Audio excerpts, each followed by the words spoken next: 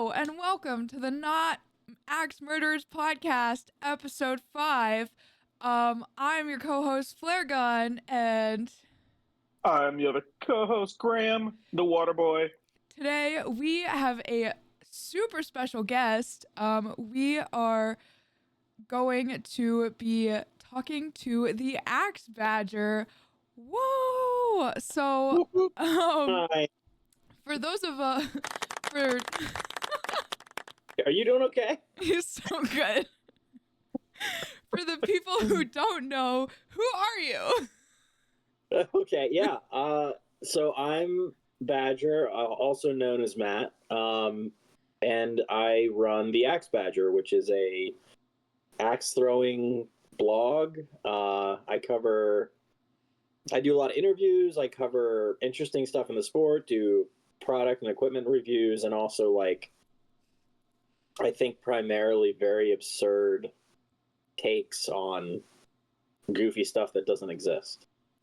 For a minute, I thought you said cakes. I'm like, I like cake. Cakes? Yeah, I'm expanding into cakes soon. Yeah, it'll be good.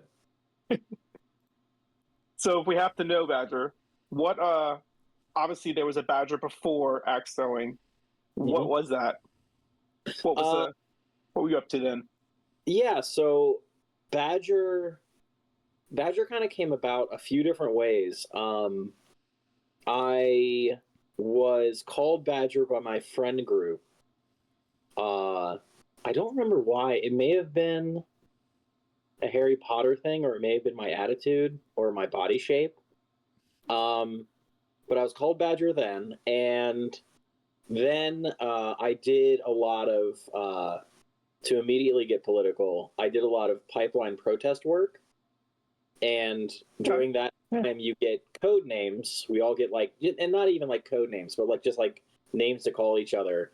And I was a street medic for those, I guess a forest medic. And folks there called me Badger too. So then I just stuck with it. I think when I started axe throwing, my name was MK Ultra, because my initials of M. And that didn't suit me very well. Being named after a program in the 50s, 60s, and 70s that did mind control I just didn't. So I had him change it. I just went with Badger because it was, a nickname I had in my pocket already. That's very cool. What did you, so obviously the Badger is now an axe thrower. What got you into this? How was the axe world brought to you? Yeah, so in my town in Lancaster, there is a meadery, Meduseld Meadery, and they had a couple axe throwing lanes. It was probably right. I'd been there a couple times before, but it was right after the quarantine was lifted, more or less. And I was a little stir crazy, so I and my partner Molly went there. And I don't remember who was working. I want to say it was a fellow named Madamus, who isn't necessarily around in the axe throwing scene anymore. But he was like, hey, you should give this a try. And I said, sure. I threw. I was horrible at it. And he was like, you ought to join a league. And I said, sure. I put no thought into it at all. I feel like that's what we all do. It's like, you should join axe throwing. And they're like, okay. Yeah. I just spent the past, 2 years almost, avoiding people and being part of BLM protests and just being stressed out of my mind. Yeah, this seems like a good fit. So I went in full force, and after that first league, I was hooked. I knew it from the very first time that I started throwing in leagues or even trying to get better, that I loved it, and I just haven't looked back since. That's really cool. Yeah, that's awesome. So do you have we talked about a little bit how you kind of got your axe name. Do you have a biggest accomplishment in axe throwing or something that you're really proud of?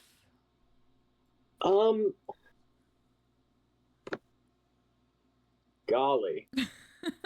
I know, on the spot. Well, it's just, I don't know. There's a couple answers to that. I think the actual, how well I do in axe throwing has never mattered to me. So my answer isn't that. It's honestly, I think it's having Choptober happened recently. Mm-hmm. And I had Australian teammates who, like, I interviewed them for the sake of getting the interview, and it's, God, this is going to be weird. I have a hard time thinking well about myself when it comes to stuff I do in general. Like, I'm like, okay, I do it, it's fine. Like, people seem to enjoy it. But they were very sweet and kind about how much certain things I've written or the attitude that I convey in articles and posts that I write, like, they were very, very honest and earnest about how important that was. And I think, honestly, it wasn't until last month until that conversation and a lot of other little conversations I've had with people where I realized that while I might not value necessarily the things that I'm doing, people put a lot of value on it, and I'm very, very proud of that. Like, I think if I stopped writing tomorrow and I shut down the Axe Badger, the world would go on. Axe throwing would be perfectly fine. The impact would be very low. But realizing that I have created, or at least not created, but I've been a catalyst for creating community, at least in my little space of the web. I'm very proud of it. And I feel a lot of pride and hope and joy when people get something more out of it that maybe I'm not even necessarily trying for. Wow, Really cool. that's Sorry, very cool. I also want to say how painful it is to say that, like, because it sounds so egotistical to me to be like, I'm proud of myself for making other people like me. So it's not that. It's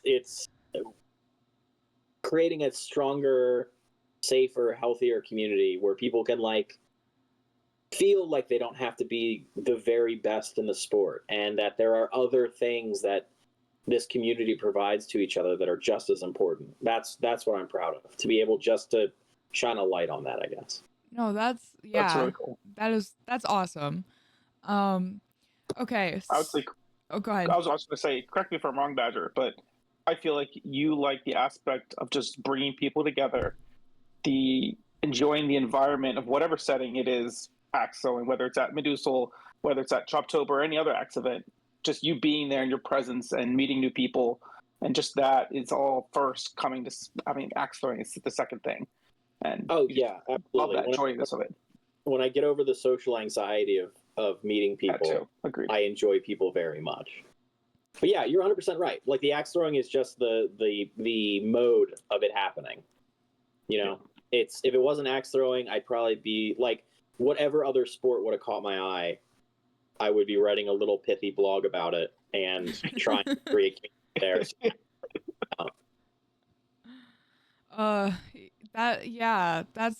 That's super cool.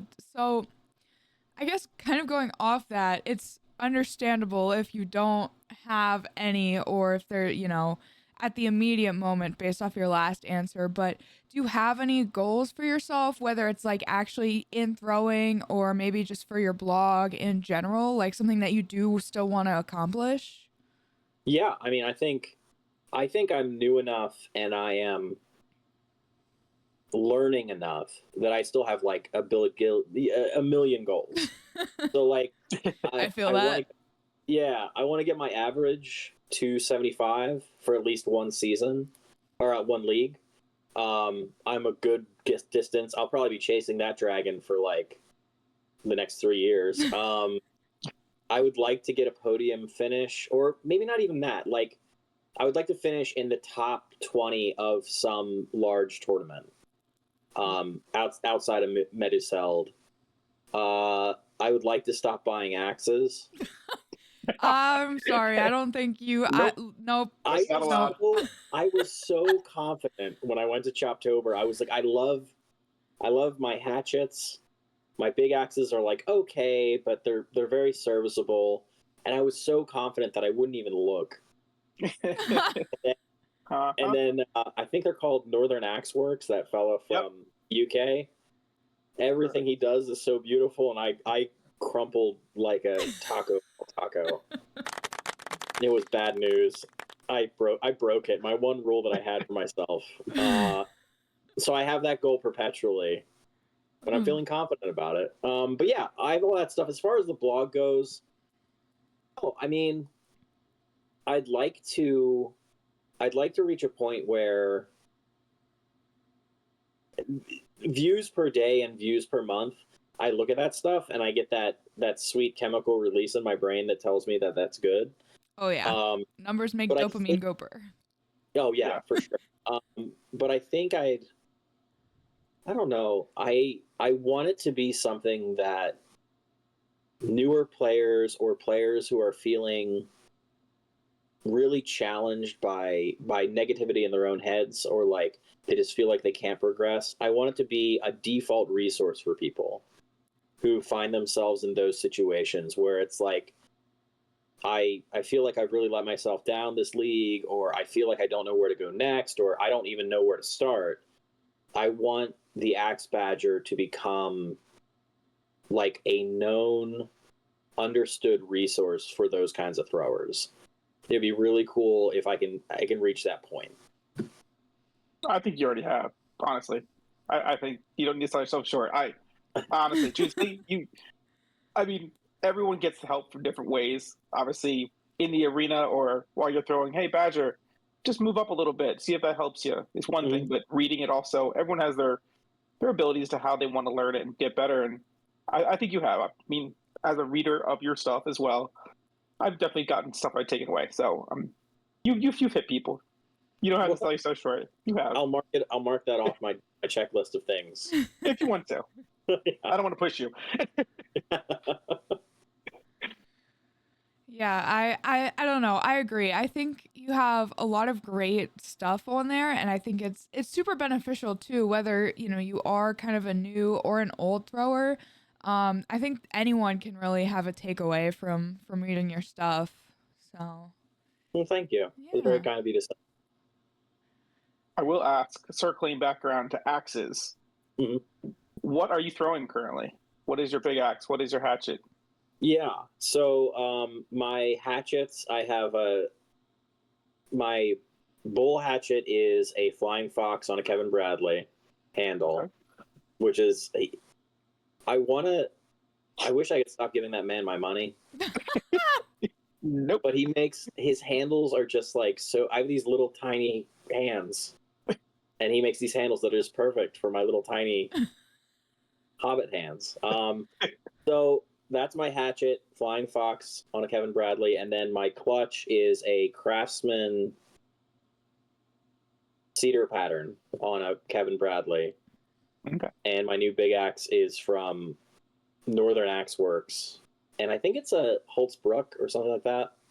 That sounds right. Yeah. Yeah. Oh. And I just started throwing that, so I'm hoping that I love it, because I can't afford to buy another one for a while. Hey, at least you didn't have to pay all those hefty shipping fees. You're right. Yeah. Yeah. That's how I justify it to myself. Really, I saved money. That's axe math. Yeah. Yep. Scratch out girl math now. It's just axe math. All the way down. Do you enjoy throwing with two axes, one for clutch, one for hatchet? Do you find it good, bad? I don't know. How long have you been doing that? I've been doing it for, I want to, at least 2 seasons. Okay. I have thoughts on it. I think I'll probably be writing an article soon about it, but like, I enjoy it, but I enjoy it because I enjoy having 2 axes that I get to use. I don't know if there's a real value. I mean, I throw standard. I mean, we don't have a Premier League at the meadery. So I think it's valuable, and I think it does maybe make a little bit of a difference. But realistically, I think if you can get away with using less axes to build up your consistency, that's a better idea. But man, I love throwing that cedar pattern because the thunk feels so good. That's I only asked that question because I've teetered with that myself. Some of it's a comfort feeling the other axe. On my other hand, I can just kind of like having a fidget cube. It's kind of like my little fidget axe. Yeah. But I still do it because obviously a bigger blade. You hold both of them when you're throwing. I do, yes, because it's allowed. I'll walk up back and forth with both, and then switch when necessary for the clutches. Yeah. See, I can't do that. If I hold both, for some reason, when I'm throwing bull, I'm left-handed, so I'm this way, and then I have to touch the side of my axe with my right hand, and if I don't do that, okay, I mess up. okay. So I don't have a fidget axe. For me, I was for a while. I was like vehemently against clutch axes. I was like, one axe or die. But then I started throwing a clutch axe recently, and I was like, oh, this is actually kind of nice. I can kind of I see why people do this now. But realistically, I think I'm still kind of learning the axe, to be honest. But I think it's interesting because I'm like, I thought it was super beneficial. I first started using it, but like, I think the way the axe is weighted differently because it's a King of Diamonds and it's very different than the cold steel. Sure. But it's weighted differently, but I'm like, I don't know realistically how different this is. So I think it's like, I don't know if it's like, I know people talk about it being an entirely different skill set, just throwing one axe versus two, but realistically, I don't know how much of a different skill set it actually is. Granted, I haven't thrown for that long, let alone that long with a clutch axe, but I'm still like, I don't know. So. Yeah, I mean, I think I got real hung up. So the handle of both my hatchet and my clutch axe are almost exactly the same. Mm-hmm. And when I did that, I started throwing better clutches. And I think it's because I didn't have to keep that muscle memory of both. Mm-hmm. And once I realized that, I really got it in my head that people who had different shaped handles for their clutch axe versus their bull axe were doing themselves a disservice. And like, I realized at a certain level of play, it probably doesn't make a bit of difference at all. And maybe it's just like a psychosomatic thing. But for me, it made a huge difference because my hand wasn't, I have some very mild cerebral palsy, and so the shape of that handle is really important to me. And like making sure that I can hold it even when I'm shaking very very much or anything like that is really key. And switching it so that both of my handles were the same, just like I don't know, it opened up my eyes. And now when I see people who have different shaped handles for both, I very quietly and very discreetly judge them. Yeah, no, that's fair. I definitely, because I think the thing with clutch axes is I see like there's so many different varieties because there are people who have very similar bull and similar clutch axes, but then there are people that have clutch axes that are literally like the opposite of their bull's axe. Like it's on the most opposite spectrum you can have it within the IATF rule set. So I don't know, maybe at the end of the day, it does just come down to personal preference, ? Maybe? I don't know. And I think that's fine. Like nothing in this sport is very important. So like if you want to use two axes because you like using two axes, like just do that. Find joy where you can. The world is a garbage fire. Like just have fun with it. Absolutely. Yeah. Yeah, I definitely, I think that's an important reminder, especially for some people here, aka me.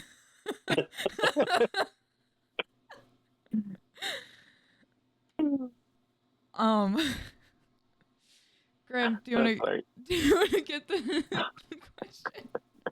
Listen, take your time, guys. We're doing good. Yeah, so good. You're doing awesome. Yeah. So where did the whole blog idea come from? So in a previous life, I played bike polo. Are either of you familiar with that sport? No. What is that? It's bike polo and axe throwing. They share a commonality in that they're like ultra fringe sorts of sports, but It's done on a hard surface, so like a tennis court or a roller hockey court, and it's kind of like hockey on bikes. So at least when I played it, it was very violent. It was very often that you get bruises or you get cuts. You had to wear a helmet, typically with a face cage, because you could lose teeth. Like it was, but it was so much. It was great, and it still is great. Like it's still going strong. It's much larger than axe throwing actually. But when I started playing that sport, as much as I try to be athletic, in my heart of hearts, I'm just a little round rider. And so the way that I contribute to that sport isn't through ability, it's through talking about it and philosophizing about it.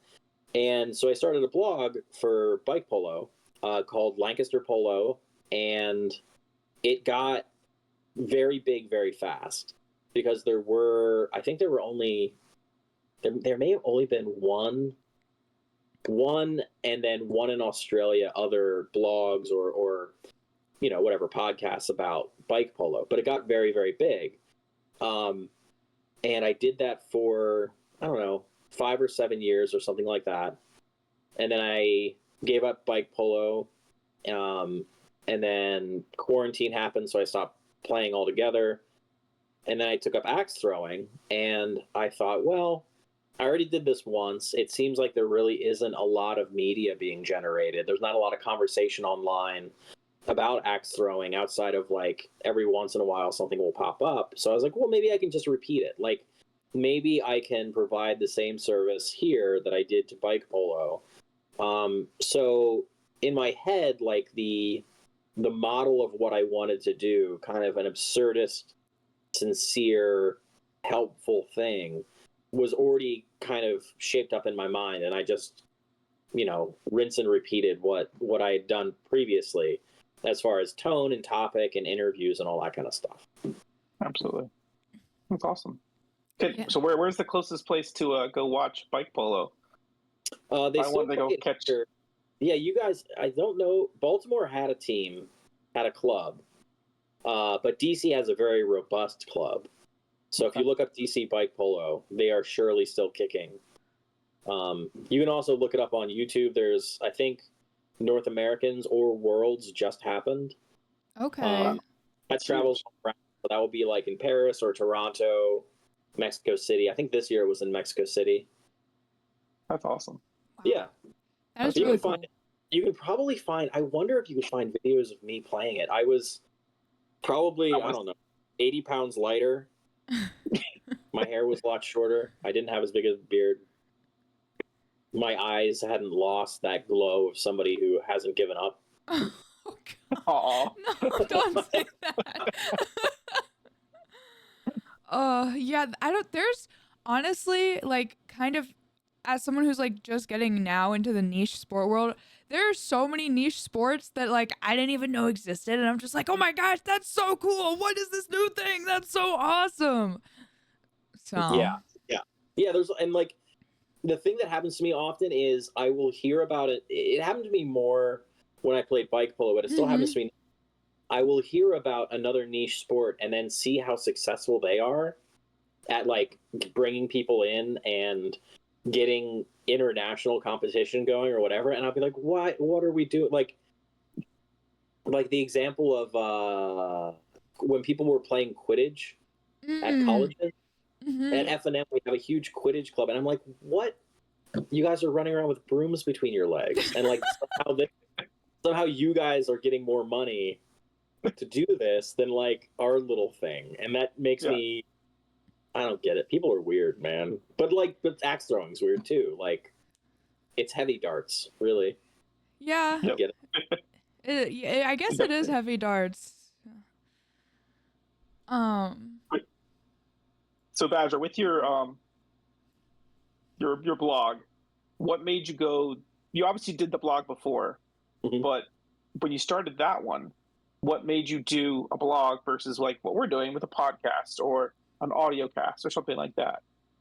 I think I write for a job. Like that's Okay. my day-to-day job. I'm an advertising copywriter. And I am trained in that. I went to school for writing. So it kind of felt more natural of a pickup.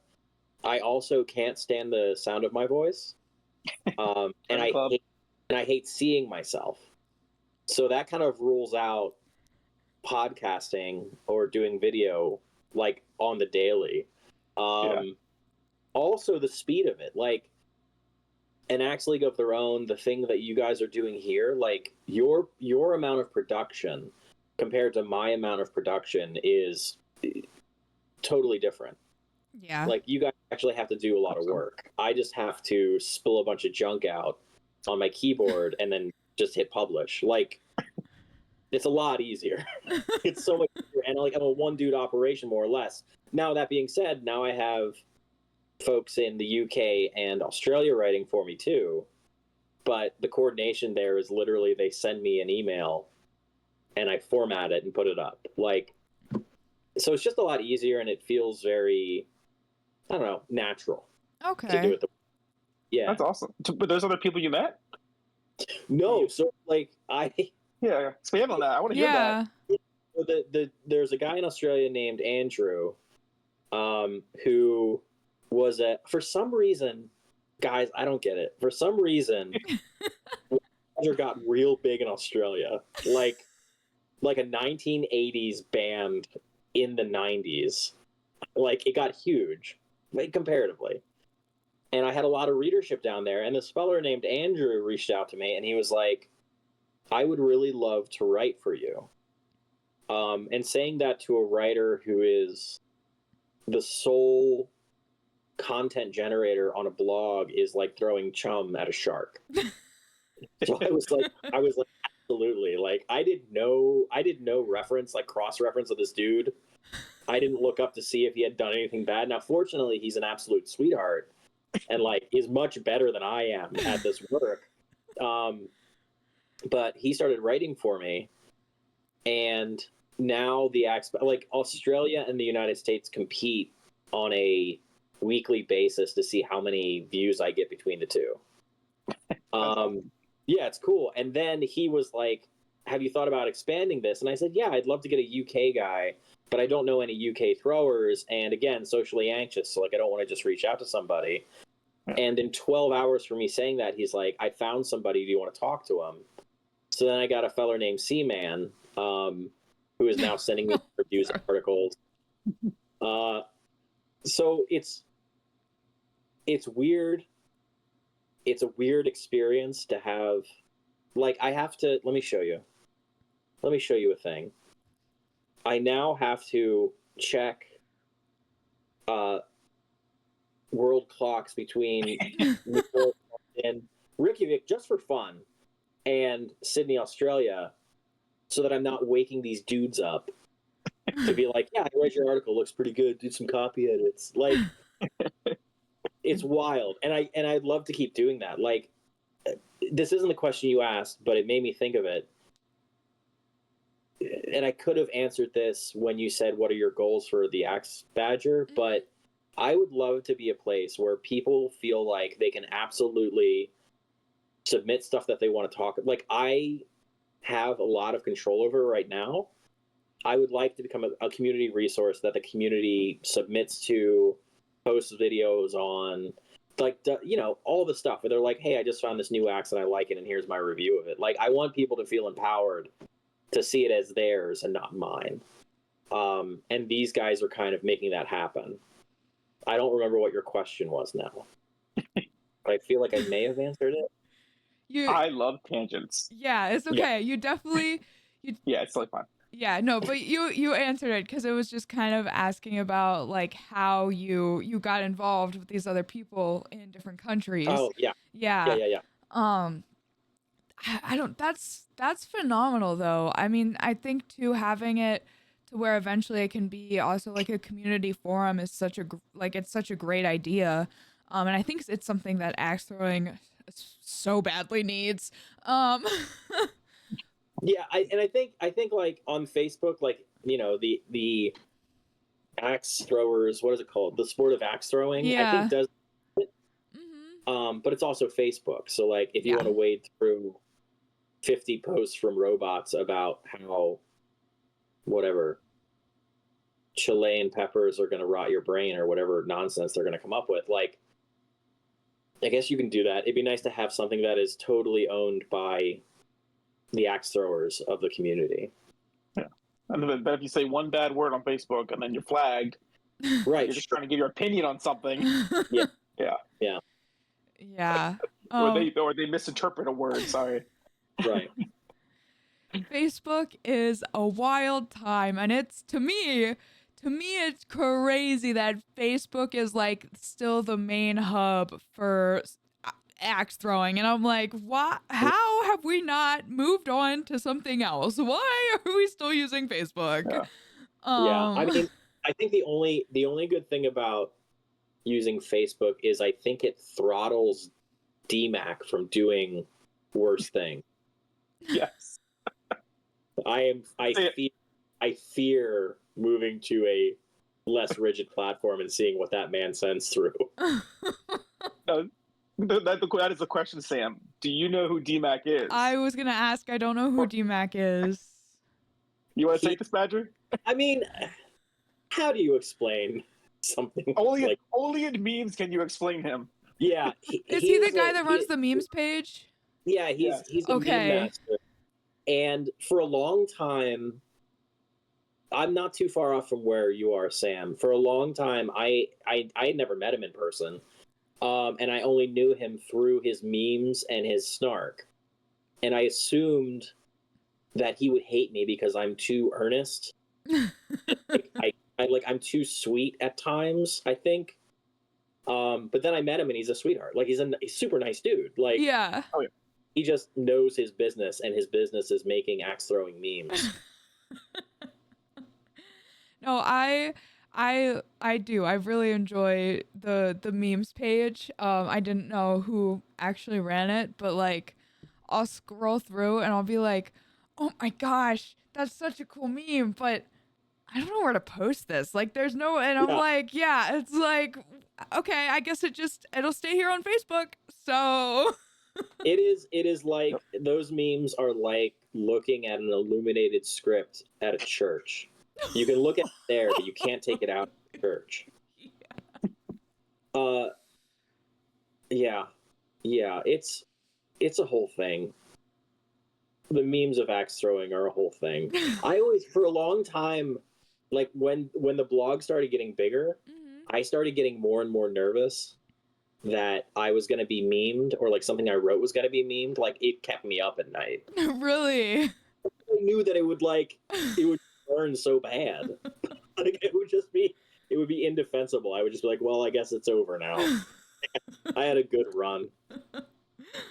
I don't know. I'm like pretty badly internet brain rotted, so I'm like, you know what? I'll say some dumb shit. Meme away.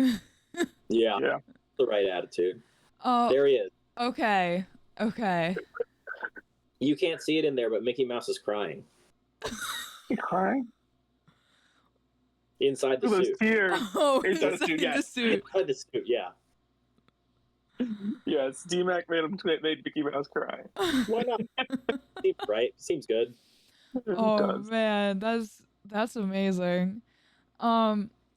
So speaking of funny people, so how do you go about picking people to interview? I think the most coherent way I can put it is, if I recognize the person, I'm not going to interview them.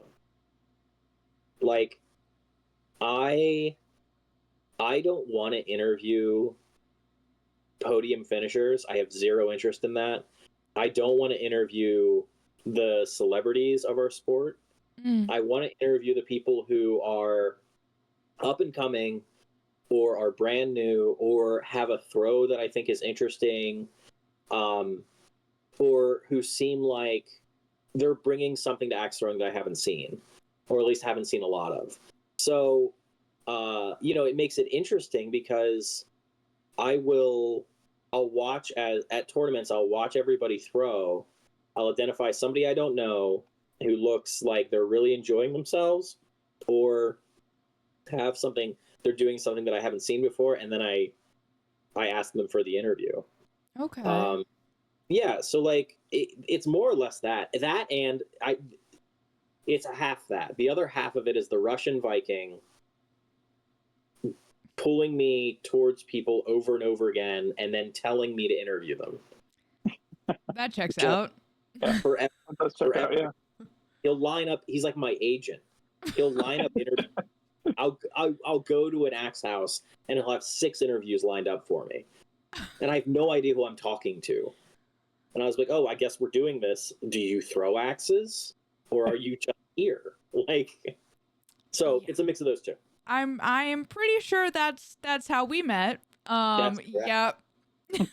Yeah. I was like, He was like, you got to interview Sam Flair, and I was like, I have no idea who that is. And he's like, and then he was like, he was like, you have to interview with the axe manager. I was like, what? What are you talking about? What? yeah, but you're a perfect example of who I look for. Really, like you're super stoked on it. You're so invested in the sport, and you're new and becoming a very, very strong, very, I don't know, like you've got your heart in it, and you can see that as you throw, and you can see it in the way that you are expanding into the sport and growing it. I mean, you started a podcast, for God's sake. Like, that's the kind of people I want to talk to, because I think that is valuable and that's inspiring to other people. People who finish in podiums, like Graham, God, I love you, and you're great. It's okay. I knew this was coming. I'm the opposite of what you look for. Yeah, Sam is what you look the for. thing is like, I got you. You're valuable to me in that I learn from you by watching you throw and watching you talk about the sport, but I bring that into the experience of somebody who isn't as good as you. I am, but like, not throwing shade on myself, being totally objective. You are a much better thrower than me. So I take the things I learned from you and kind of mix them up inside myself and figure out, like, I'm going to take this little bit from, you know, the Russian Viking. I'm going to take a little bit of this from Waterboy. I'm going to take a little bit of this from Rander, mix it all up, and then be like, this is what I need people to know, or like what I think would be valuable. Folks like Sam, your interest and experience and growth by itself is valuable because people can identify with that on its own. I can't identify with Rander. He's playing a completely different sport. Oh, yeah. But Sam, I can identify with, because I remember being that excited, and I remember kind of having that, you know, meteor-like rise. And I think that can stand on its own. Like, I don't need to mix all of that up with other people to like come up with kind of an idea of what I want to share. Sam on their own, right there, that's exactly what people need to hear about. Okay. So that's how I decide. That's honestly, that is super cool. Yeah, that's way more in depth than I thought it was going to be. That's awesome. All right, guys. So here's how you get on the axe badger. All right, you take a knife, you carve out your heart, and you shove an axe through it, and they're like, there you go, that's it. Yep, that's how you get. That's basically it. Yep. Unless you know bad. Yeah, you have to know Badger's agent, or you know Badger's agent. You got to talk to my agent first. Yep. I had somebody recently reach out, email me, and be like, "How do I get somebody interviewed?" And they gave me a name, and I was like, "Well, I guess you just did it. Like, just up." Like, I'll interview anybody. Doesn't mean I'll publish it, but I'll interview anyone. That is so cool. So on that topic, do you have any particular topics that you, in axe throwing or kind of even in general, that you specifically really enjoy or love writing about? I like the posts that do really, really well are the really goofy ones. Like, I did a post on rejected Joey the Hat games. I did one like alternative coins, like an I didn't cry today coin. I made up IATF rules and said with a straight face that these were the new rules. Like, I love writing super absurd. Oh, when the new regions came out, and I was like, they didn't rename the regions. I'll take care of that for them. Like, Excellent. I like writing those things because it is so tongue in cheek that people, not that people really do necessarily, but people won't be like, you're wrong. You know, because there's nothing to be wrong about. It's just goofy. So I really like writing those. I also really like writing sincere posts because it's fun being a clown all the time. But like, if you don't have any concrete under that, you're kind of a throwaway thing. Like, I think I am a goof, and I know that, but I've written some very sincere posts about, you know, important people in the sport to me, or like the value of not beating yourself up over your performance in a tournament or a league, or like, you know, I've written about cerebral palsy, and I've written about the community, especially. Obviously, I've written so much about how much the community means and like how valuable it is. So those are kind of my guardrails on either side. And those are the things I enjoy the most. The things that I enjoy the least are like equipment reviews, though I think there's value in it. But it's like so boring. Or like tournaments, who the hell cares? Like giving a tournament report, like, why don't you describe a fish tank? Like, people threw axes. Here are the 3 people who finished first. It's always the same people. Like, cool.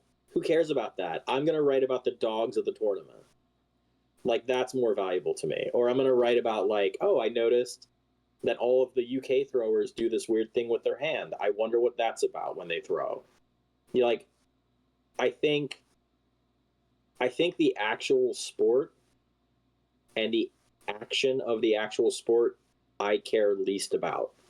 And Graham, you kind of pointed out this earlier, but like, you know, I am more concerned and more interested in the community, and also in being as absurd as I possibly can be. And that's my favorite thing. I think that jacket you wore at Choptober fits that perfectly. That vest, the jean jacket. Oh, the most absurd, and that was awesome. Yeah, that was so cool. Badger one? The one from Pebbles and oh my god, dude, I cried so hard. I cried, guys. Listen, they gave me that the day one. They gave me this one of the day one. They gave me presents and treats and told me how great I was as a person, which I refuse. Like, objectively refuse that, but it made me cry a whole bunch. I had to go off in a corner and do cries. And then the second day, they give me this throw however bracelet from from a post I wrote. And then they give me that thing with all of the battle vest with all of the cutout t-shirt parts from throwers all over Australia. And like, I went outside and started crying real hard. And then somebody was out there and they were like, "Are you okay?" And I was like, "Absolutely not." And then I walked into the woods behind Choppers and like just sobbed. Oh. It was so sweet. And then I tried to explain to my partner that I had gotten that because they were off on tour. And as I was trying to explain it to them, I cried. And then Rob looked at me and I cried. Like, I got back to my hotel room and like laid it out and just looked at everything on it. And then I got really weepy then, and I was supposed to go to dinner and I had to cry for like 15 minutes beforehand. I used to be a real tough guy. I used to not cry at all, but now it's like I'm getting emotional talking about crying. It was so sweet. I love that thing. It was the best. We were the best team, hands down. Best dressed, at least. Absolutely. Yeah. That was you, Otter Guy, Pebbles, and Tex. Who was before? And Tex. Okay. And Tex, yeah. Nice. Yeah. Wait, sorry. What'd you say? I think the audio cut out. Oh, we had a blast. Okay. Yeah. No, yeah, that was a really cool moment that I got to witness you guys getting those vests. I was like, this is so cool. Like, this is awesome. Definitely top like top 5 moments for me in this sport. That's pretty cool. Yeah, that is. Yes, I would agree. Um, yeah. So, do you? All right. So, what do you? I know we talked about this a little bit, but what do you think about in general? You know, what do you think about Axe content? Do you think there's too much? Do you think there's not enough? What do you think? I never think that. I don't think that there could be too much. I also don't think that there's not enough. I think if it grows organically like it has been, Mm-hmm. where you have an Axe League of their own, you have Not an Axe Murderer, you have me. I think people will expand to the point that we need it to expand to. Like, I would encourage, just because there's a podcast that already exists or a blog that already exists that talks about this kind of stuff, like, I don't think people should be like, well, somebody's already doing it. Like, everybody's going to have their own spin, everybody's going to have their own viewpoints and takes and opinions, and I think, like, that's all good. I am not precious about having the real estate that I have right now. And I don't feel threatened by, like, anybody expanding into it. I think it'd be great. Like, it would be cool if every day I could go out there and look at new axe throwing material, like axe throwing culture and community stuff, as opposed to, like, just waiting for you guys to come out with something, or waiting for an Axe League of their own to come out with something, or feeling the pressure to do it myself. Like, I think more is gooder, and gooder is great. Yep, that was. Is that a Badger scale? Yeah. Yeah, more, gooder, great. Patent pending.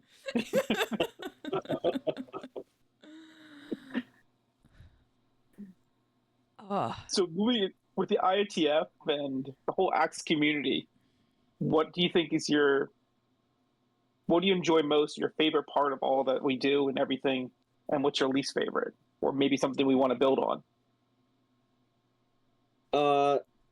I guess the thing I like best is that the sense I get, and my experience, I realize it's not the experience for everybody, but the experience I've had so far and what I've seen is that everybody wants everybody else to be as good as they possibly can be. And it is not typical for people to make anyone feel bad for not doing very well. Or, like, people don't rub in their own wins, and they don't celebrate other people's losses. Like, our community, and it's certainly true at the meadery. I've seen it to be true at Urban Baltimore. It certainly felt true at Choppers, but, like, this idea of we are all in this sport because we love doing it, and so we may as well love every part of it and everybody in it. I think axe throwing, at least for the IATF, when it's at its very best, all of us just want everybody to have a good time and to feel good and safe, and like they can, be a part of something bigger than themselves. I think the worst part of it, golly, Or a place to grow. Want something to grow on. Yeah, something to grow on, I think, would be expanding, not thinking of it as a business model, and thinking of it more like really honing in on that community stuff. Like, I know axe throwing venues are having a hard time not staying afloat, but, like, when you look at the numbers, they don't make sense. Yeah. Yeah.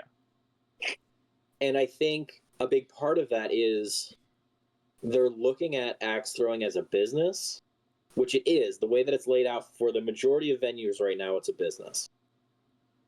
I think instead we might benefit from looking at it as a club, and not a club that's exclusive, but a very, like, inclusive club where the community itself is responsible for the income of the places being generated, is responsible for making sure that axe houses exist, but those axe houses don't have to be open to the public, at least not the way that they are now. Like, it's not a glorified bar with axe throwing. It is a place where people pay a certain amount and then they get to throw as much as they want and throw as many tournaments as they want. And the community itself looks after it, as opposed to trying to figure out how you can foster a community and also foster a revenue generation machine. So you're essentially taking it away from the business side, making it more of a community side. And I think that would resolve a lot of problems. That also might be a hot take, probably, is like decapitalizing axe throwing. In order for it to be sustainable and belong to the people. I am wearing red, so. Yeah. I think that's so fascinating, because I don't know if you've ever heard of the Philly well, what was now formerly known the Philly Axe Space, a community-based center raised, paid by the people for people to come make axes, to throw axes, to have fun, and there was no business aspect to it. It was all about the enjoyment of your axe friends and community. Right. Unfortunately, they are now closed, but I think that is the best idea of it.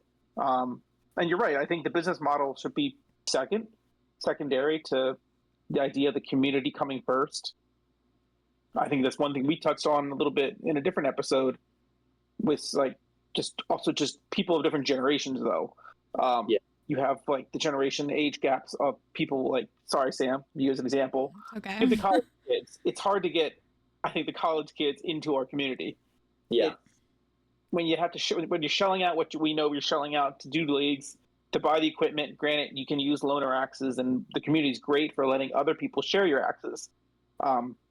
We have obviously plenty of great people, as well as the meadery does, of, oh, try this axe, or try this out. This might work for you. And you have a spare axe you can use and lend out to someone. But yeah, it's, instead of them being, any venue being all about the money, it must make it so much harder for people of different ages and trying to get involved in other little issues that might prevent them from wanting to be part of us and join our wonderful community. Well, and I think you bring up a really good point there. Like, it doesn't make any sense for an axe throwing business to try to reach out to the younger generation and bring them on. Like, it just, it's outside their purview.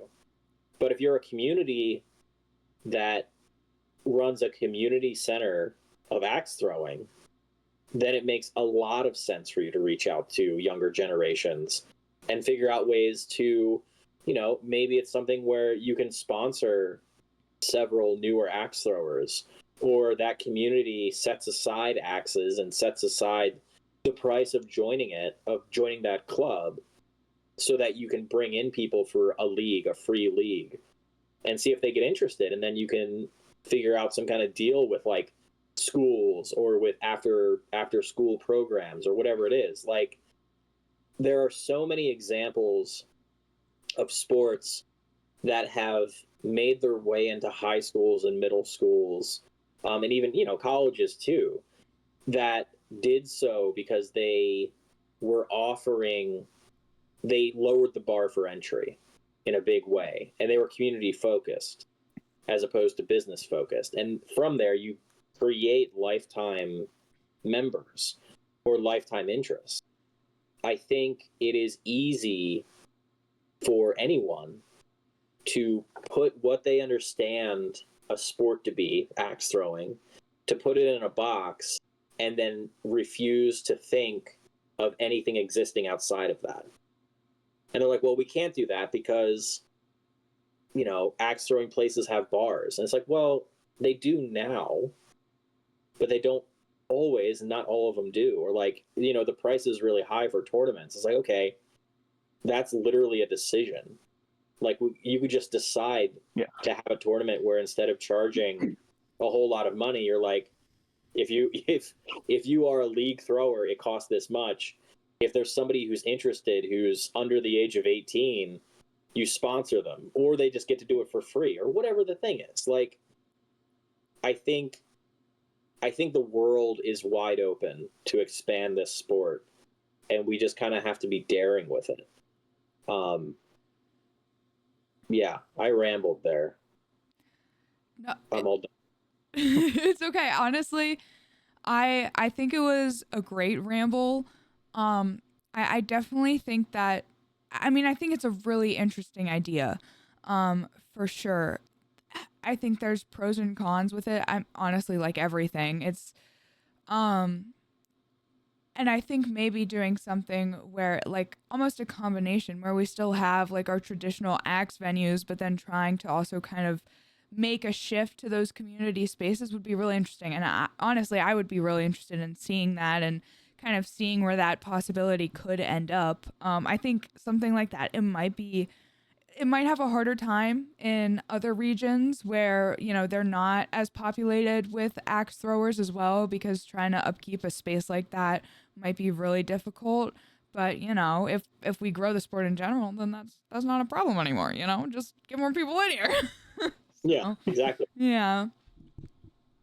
No, but yeah. Yeah, that was a great answer. That was The truth I have to tell you is that oftentimes when I do things like that, my brain goes completely blank. I don't know what I'm saying. I don't know if it makes any sense at all. I think I just encouraged communism on your podcast. I didn't mean to do that. I'm sorry. well, Yeah, it's what a true communist would say. Yeah, it's our axe house. well, yeah, I don't know too, because like with something like that also depends like how far you want to take the idea, right? Because you could also take it where it's just like where you start and we're making it so we have an axe throwing place that's actually, it's not a bar anymore, but it's more of a sports facility. And or we could do, you know, you could have a place that is an axe throwing venue, but they also have spaces that you can rent out for makers. So there's other ways to still be able to have that similar kind of idea and still generate more community, but also still foster revenue without it just being like, hey, we're a bar and, you know, you can come and rent out this bar, or drink here and maybe have your company rent it to throw axes. So I think that's something that in my experience, which is not a lot still, I haven't seen a lot of venues do, is really just like have alternatives and focus more on like the axe throwing sport, because I just in my personal opinion, I think it's a phenomenal idea. I just don't know that it's at a place where having something like that can be secure enough yet. I mean, I think we kind of saw it a little bit in the Philly Axe Co. Like, I think the sport needs to grow a little bit more before we can have something be that sustainable. But I love the idea, but that's my opinion. Yeah, I think a great example. Also, sorry, Badger. Yeah. A great example is, are you familiar with Krabby Axe throwing up in Bel Air, Maryland? Or have you heard of them? I have a sticker for them, but I've never been there. Okay, well, there we go. So just, I think it was last month. This was, I believe, totally free. They had one of the, and again, I could be wrong. I could be fact checked, but the gentleman who came was, I believe, from Forge on Fire, and he brought his kiln, and he did a demo of how to make an axe hand. And I'm like, that is freaking phenomenal. You can come there, throw for free, and watch this whole demonstration and learn on your own. And I think that's a good point to what you just said, Sam, of if you have a space, I mean, obviously insurance is probably a, big capital B, but yeah, to have that experience is like, oh, Badger here, he knows how to forge. He is part of our space. Badger has a free time. Oh, he'll teach you and show you how to, do some forging, or do this or do that, and handle making. I mean, I think it's wide open what we could do and teach all each other for all we do. All of our backgrounds is just phenomenal. Yeah, because I mean, I think kind of touching on this and like kind of going on, how ways we want to potentially try and grow the sport or find things that are maybe more sustainable. Badger, as an, how are we gonna make this a pun? As an axe raider, nope. Axe Nope. crater, nope. Okay, wait. In axe tent creator. All right, you know what? This isn't working. As an oh no. Oh boy. Oh man, I got horned. Wow. Wow. Virtually horned. Virtually horned. Wah, wah. As an axe content creator, Yeah. what do you think is the best way to continue to like grow and market the sport? Do you think it is something where it's more in the content creation side of things, or do you think it's more like actually in, venues opening up and trying to like market themselves? Like where do you kind of think that line is, or what are your feelings on it? I mean, I think it's a mix. I think if people are interested in axe throwing and they go online and there's not enough there, like you're not going to hook them. Yeah. But I also think if they go online and see a bunch of content and then try to find their local axe house and it turns out that their local axe house is like 60 or 70 miles away, then you've lost them too. So I think out of the two, I think having more engagement online is probably more important, and by that I mean it's more achievable and cost less than just popping up a bunch of new axe houses that will all almost immediately start struggling because people are unaware of the sport or not interested or think that it's not for them or whatever it is. But I haven't really thought about it very much. I feel like it kind of has to go in tandem. Like they have to match each other, and I think they would. The more people who get interested, the more content you'll have. The more content you have, the more people will get interested. Yeah, I mean, I definitely agree. At least for me, when I first got into it, right? Like, immediately I went online and I was like, axe throwing, IATF, axe throwing, blah blah blah blah blah, like blah blah blah, this and that, and like, I don't know, there was some stuff on YouTube, but like there wasn't a lot, and what I saw was like people would like throw an axe or they were just axe throwing, and there was nothing about like the IATF or like the actual sport specifically, other than eventually I did find some tournament videos, but other than the tournament videos, and it's like, well, it's cool and it's awesome to watch tournament videos, but I don't think it's necessarily the same, and because I think those are valuable and you can learn a lot from them, but I don't think it's a good enough scope, into the community. And like luckily for me, I started because I went to urban, but I think if you have someone that is like they find something online and it interests them and then they can't find anything else about it, like you're gonna lose that person. So I Right. agree. Yeah. Do you have I don't know. What are your thoughts on that, Graham? I think you're spot on. You have all the stuff that's out there. I mean, I remember when, and I don't know if it was a TikTok or Facebook of a woman unfortunately using the axe improperly, and it flies back and like almost takes her head off. Yep. And then everyone's talking about like, I remember, I don't think I was working at Urban at the time when that happened, but I remember a disclaimer went out to everyone at Urban, like, you probably see this video.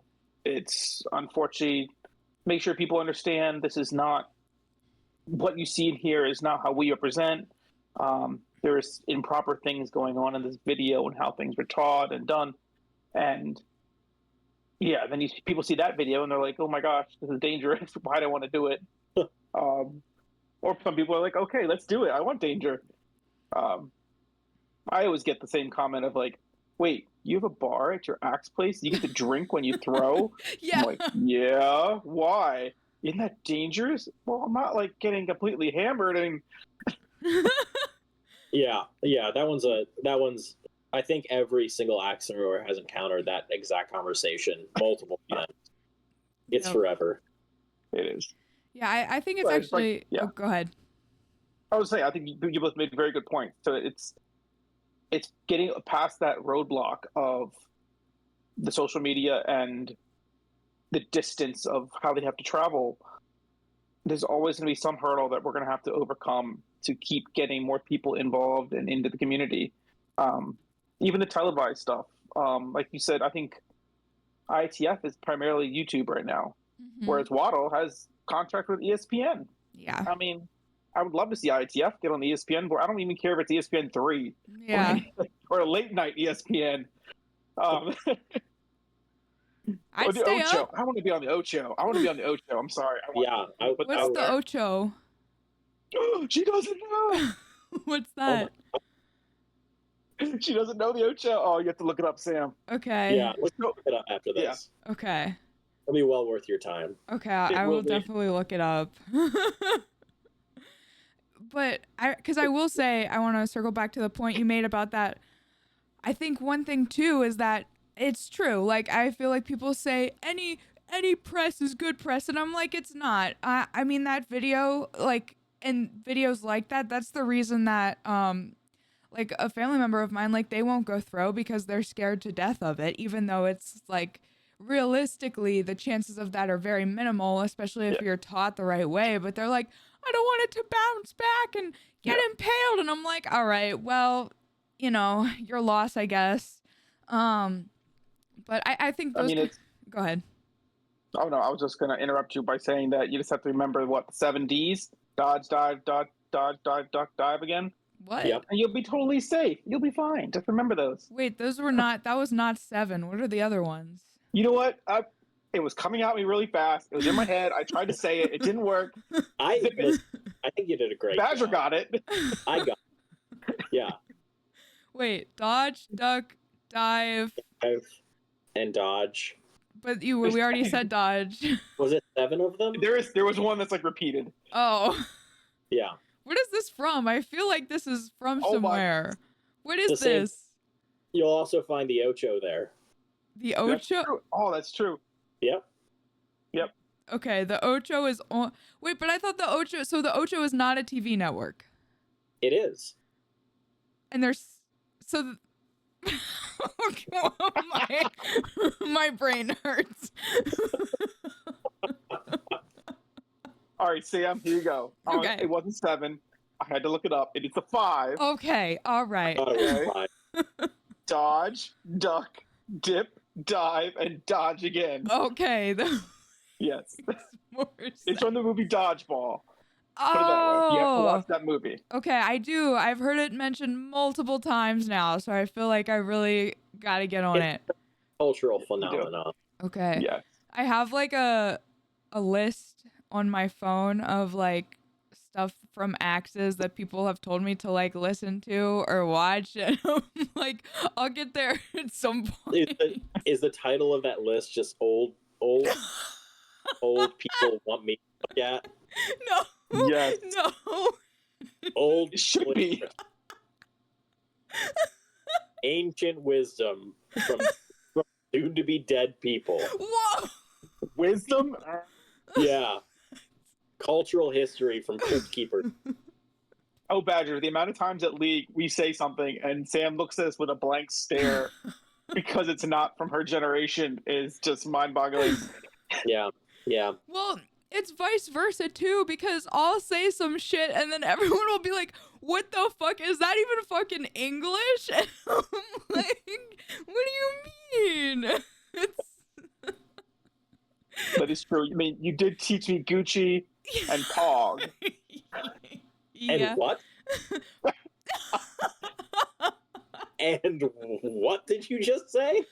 Pog. Yep, we don't have. I know it. We don't have to talk about it at all. We love it's so. Oh, what? What was the word you taught me at you and Alton taught me a word? Conversation now? We're not talking about vor on the podcast. It is like I am at work. What does no cap mean? Oh yeah, no cap for real. You know, got that skibbity toilet Riz. Ohio. Ohio, I need this to stop. Someone's gonna pee their pants. I need to not do this anymore. This is a nightmare.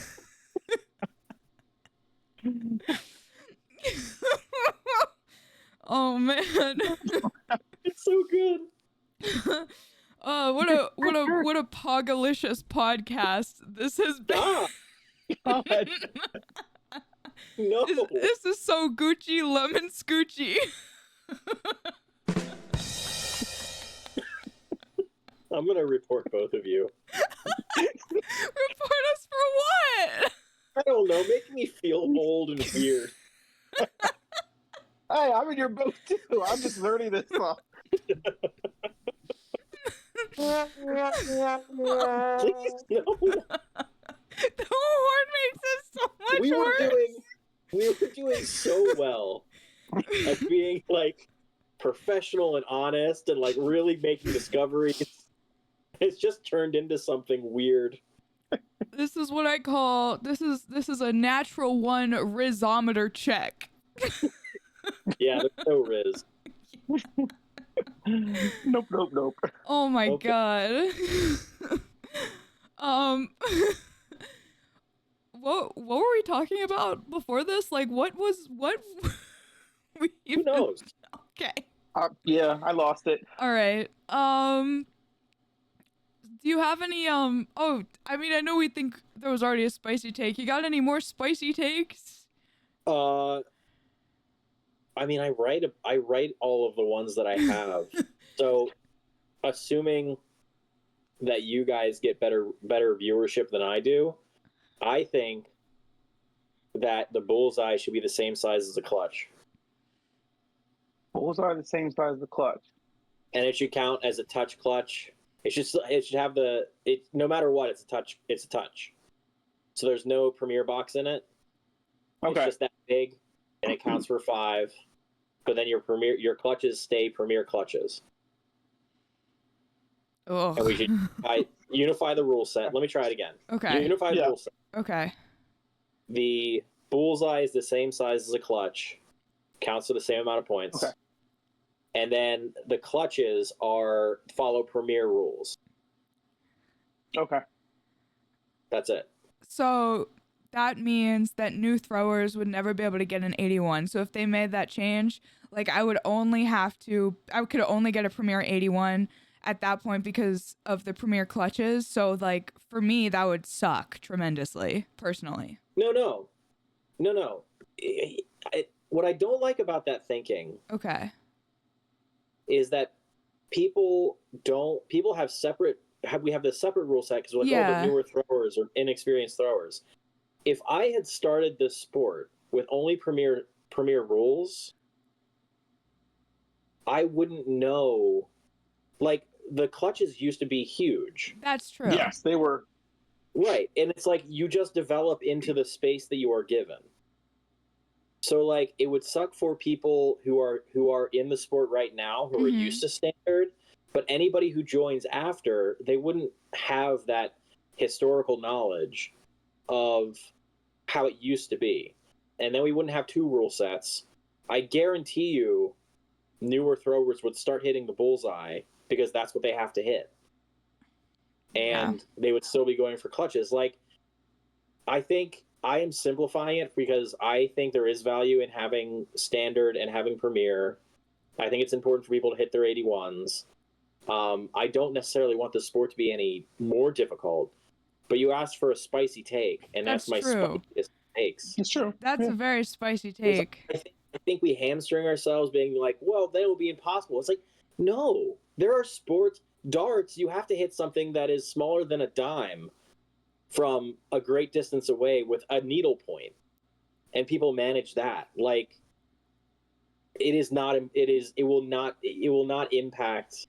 Like, it won't be that hitting a bullseye for newer throwers is impossible. It's just going to be a challenge. Would you be opposed to people starting with Premiere versus standard? How do you mean? Like, I'm a new thrower, and I'm going to go right into Premier League. Not like required or pushed, but yeah, I don't. If somebody wants to do that, absolutely. I don't see, like, if that's where they want to start their journey. Yeah, do it. Like, I love standard. Don't get me wrong. I hate Premiere. I despise it. I think it's super dumb. I love standard, and I will die on that hill. But I think having 2 rule sets does more damage than good. And the majority of the arguments that I hear for having 2 rule sets, to me, seem short-sighted. Like, they're creating the barrier and then saying that barrier exists, as opposed to just being like, let's make it easier so we don't have 2 separate things going on in this sport. I do. I think that makes a lot of sense, and I really think the only reason that there are 2 rule sets is because that's how, you know, when the IATF made that change, they were like, well, we don't want to get rid of this thing, but we want this thing to be harder for the people it needs to be harder for. So I think they did make that decision, and I think having 1 rule set would be interesting, but I do think depending on the challenge is, I think, with the 1 rule set, no matter how you look at it or whatever rules you implement, you have people at the end of the day that are just throwing for fun in their leagues casually, but then you do also have, you know, world champion level throwers who take this tremendously seriously. And I think really finding that balance where both of those can exist and still feel like they can progress and really want to throw all the time, like, I think that's really difficult. And I think 1 rule set overall would be more beneficial. Like, I think it would be simpler, but I think because of the way that they implemented the dual rule sets, it would be very challenging to do without losing a good portion of throwers. That's my opinion, though. No, I think you're absolutely right. I think you would lose throwers, at least for a while, until they were like, I miss axe throwing, and I guess I'll do this. Yeah. Yeah, I don't know, man. That's my hot take. I think if I had to do another one, I think we ought to have uniforms. Yeah. That ought to be battle vests. And I think beat another thrower, you should be able to take a patch off of their battle vest and put it on yours. That would actually be so fun. That would be pretty cool. The thing. Stickers are the currency of axe throwing. I want it to move over to patches, and I want it to be that's how you collect them. Oh, honestly, that would be really fun. It would be fun. I feel like I would be out so much money because I would have to print so many patches. Yeah. That would be the only issue I think with that is like that would be another level of like monetary investment on top of the current, but for funsies thing, that sounds fun as fuck. Yeah, I enjoy it. I don't know if that's a hot take as much as it is just a great take. I think that's a great take. Yeah, I think so too. So Badger, have you ever tried doing or played Urban Rules? I have not had the pleasure of playing Urban Rules, but I'm very familiar with them. Okay. Seems like a good time.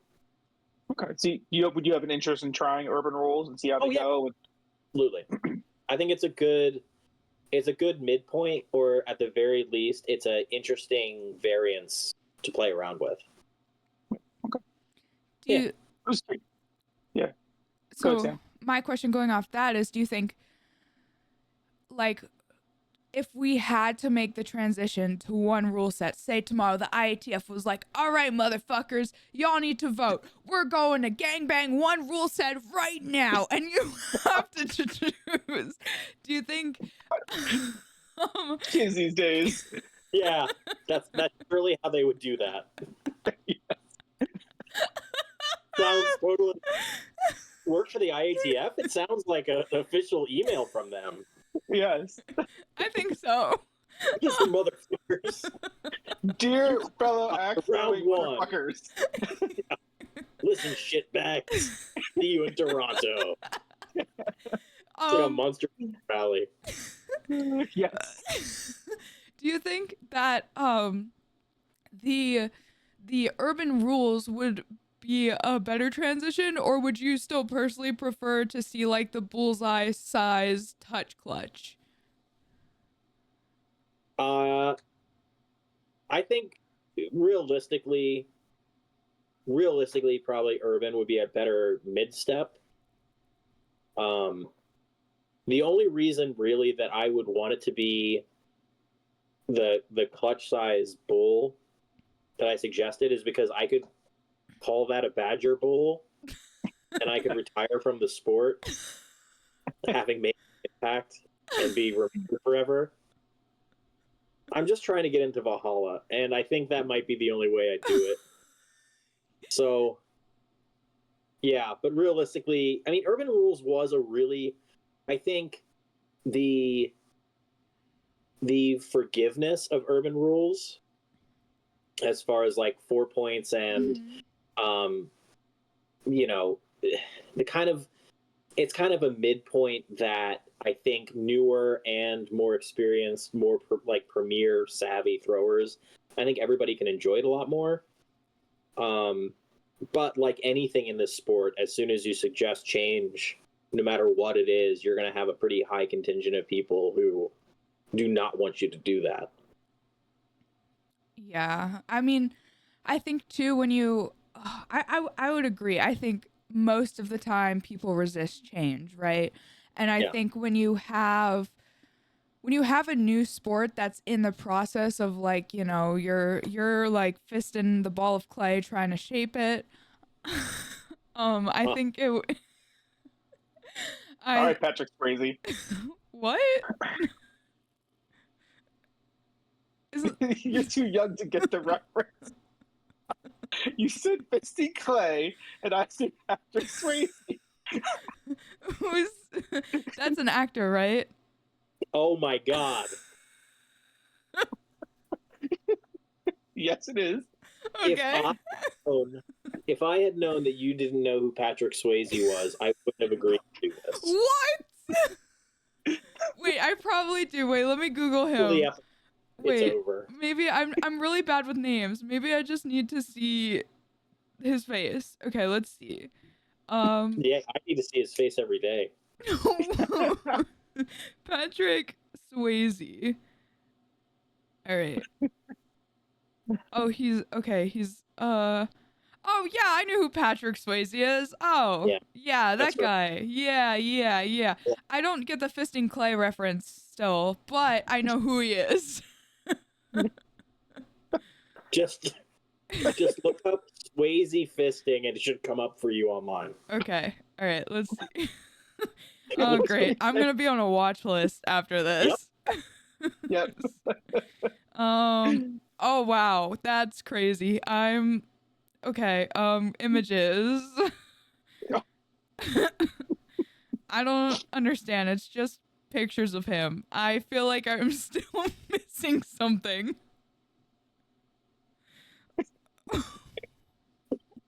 Wikipedia, maybe? Yeah, I said Swayze fisting. Am I being gaslit? What's happening? Yeah. What? Oh god, there's a lot of Yeah, what is it? I don't What do you see right now? There's I'm Yeah.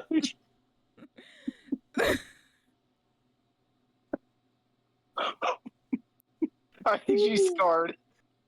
I didn't see anything. I just saw a lot of links to potentially things that I shouldn't open. Yeah. That's good. That's smart. What? Okay, I really feel like I'm being gaslit, but that's There's a movie called Ghost. Okay. Where Ghost Swayze, or he's not a ghost yet, is he?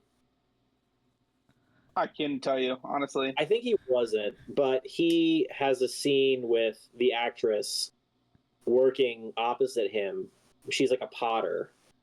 Okay. And they tape some clay together. Okay. And it's very sensual, but sensitive. There it is. See? Oh, yeah, that did not come up when I searched that. That's weird. Sorry, we thought you gave me the right wordage. Yeah, I thought we gave you the right key. Sorry, our old brains don't understand the internet. No cap. My dial-up went down. I'm sorry. Rerouted me through MySpace. Oh my god! Rest in peace, MySpace.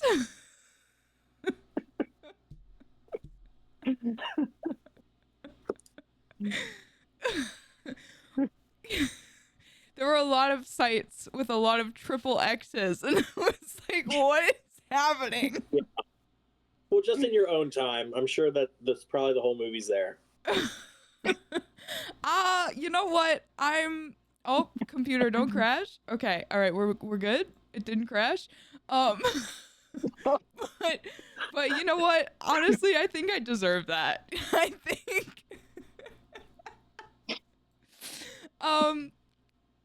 Okay.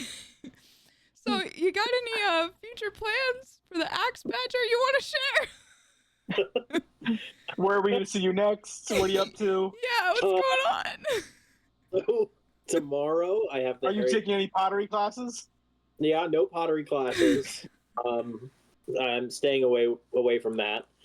No, I have the Harry Potter marathon tomorrow here in Lancaster. Woo! Up for that? What? Waterboy? Are either of you coming up for the Harry Potter We tournament? both will. Yeah. Yeah. We'll both be there. We're both Good. there. We could have done this interview in person. I don't have the equipment for that. Oh, fair enough. So there's that. I don't have any other plans really. I just kind of appear at places, I Okay. think. Yeah. As far as plans for the Axe Badger, I mean, it might be showing my hand too much, but like basically the week of, I know what I'm going to do more or less. And sometimes it's 5 minutes before I put my hands to a keyboard that I have an idea. So like I never know what's going on. It's a wild place. There's no rules. You're so There's no- real How many, for that. How many leagues are you in right now? Or what leagues are you doing? I'm in 2 leagues right now. Okay.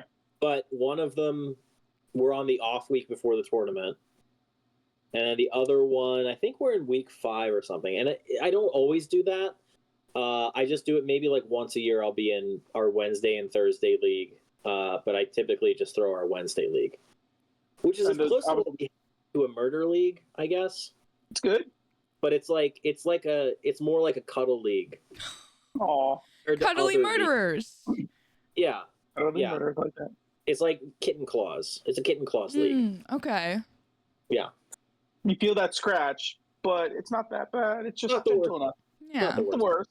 Yeah. Okay. Are those both 2 standard leagues? Yeah, I don't, as far as I know, we've never had a Premier League.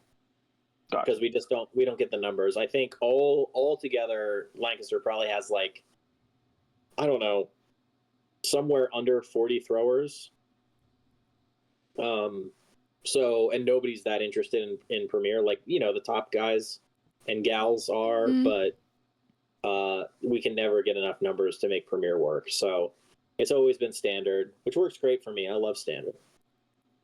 Standard's good. Yeah. Standard is funky fresh. It is funky fresh. Yeah, funky fresh gang. Let's go. You got the badger to get fresh on the funk down. Hey. No one will say it. Everyone is like, that's so weird. I'm like, what? There's nothing wrong with funky fresh. It's funky fresh-tastic. Yeah, that's okay. Sure. Very good. Glad I could help. I'm sorry. I'm a bit of a menace. Anyway. Though that's, you know what? I think that's a vibe. I think sometimes when you're doing content stuff, you don't even know what's happening. So I feel that. Yeah. Yeah, that's a fact. Yeah. Yeah. So any upcoming events you want to share? You got anything for our events? I do. I have 2. I know, right? I know. So we have our Urban Access Baltimore is having their Never Thrown an 81 on November 16th. Yep. So they're going to be doing that. I believe you will see Sam there, I believe. Is that correct, Sam? Yes, indeed. Yeah, get that 81. unless you get it tomorrow. That's true. Fingers crossed. Yeah. Who knows? Yeah. And then after that, it has not been announced, so I don't want to bite off too much I can chew, but Choppers typically always has their Iron Man marathon on Black Friday. So they run both a standard and a premiere at the same time on the same day. It's a true test of endurance, but lots of fun. So do you have that was a to great one. to enter the Iron Man? Do you have to rip your skin off and cover your body in axe heads so you're made of iron before you throw one? Then I'm sorry, Badger. Some of the things she says, I don't even get. What? So, how's that where you go to? How was that your logic? I don't know. Like, there's already an Iron Man. What I don't get is the ripping off your own skin. I'll be honest with you, Sam. I was with you, covering your body in axes because that would make you Iron Man. Sure, but why does the skin have to come off first? Oh, because that way they're a permanent fixture. You know, they're like the actual. It's like an actual suit that you can't take off. Versus like you could do that with tape. What? The tape will come off.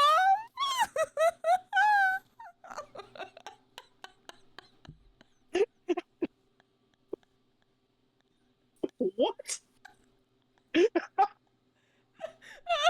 What is happening? I don't know. What is it? Oh my goodness.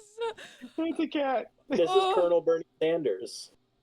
Oh, adorable. He is so cute. Yeah, you're a good boy, right? Yeah. Oh my goodness. So Badger, you've seen Happy Gilmore, right? Oh no, sorry, Billy Madison, correct? Yeah. What she just said was the last scene of that movie when they're having up on the stage and the anchor tells them we were all dumber for knowing the answer she just gave us. I'm sorry, Sam. Wait, is Billy Madison a movie? Is that a movie? Yeah, that's a movie. That's not funny. It's a really it's I don't know, I doubt that it holds up. Like, I would be surprised if our modern sensibilities would still like it, but at the time it was very fun. Sure. Okay. So what are okay, let me write these down because I was not paying it. So we got Billy Madison and then Ghost. Ghost. Nope, not Fist anything. Nope. Just Ghost. Oh, so I shouldn't watch the Patrick Swayze clay fisting movie. It is that, but don't type it in that way. Okay. Just Ghost. Oh, the movie's called Ghost. I thought that was a separate movie. Oh, okay. That has nothing to do with the... Got it. And then, what was the other one? Oh, ESPN. Oh, Dodgeball. Dodgeball. And ESPN The Ocho. I have Dodgeball on here already, and then ESPN The Ocho. Okay. All right, we got it. That's adding a lot to the list. Yeah, so you have about 12 hours until you have to be up. So go ahead and start now.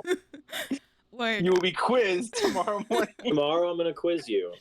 I cannot make any promises. I will be going to bed after this. I have to wake up early to be there on time. Are you guys traveling together? We're not. No. We're separate. Okay. I was going to say you could watch it on your way up. You could get at least half of one movie, probably.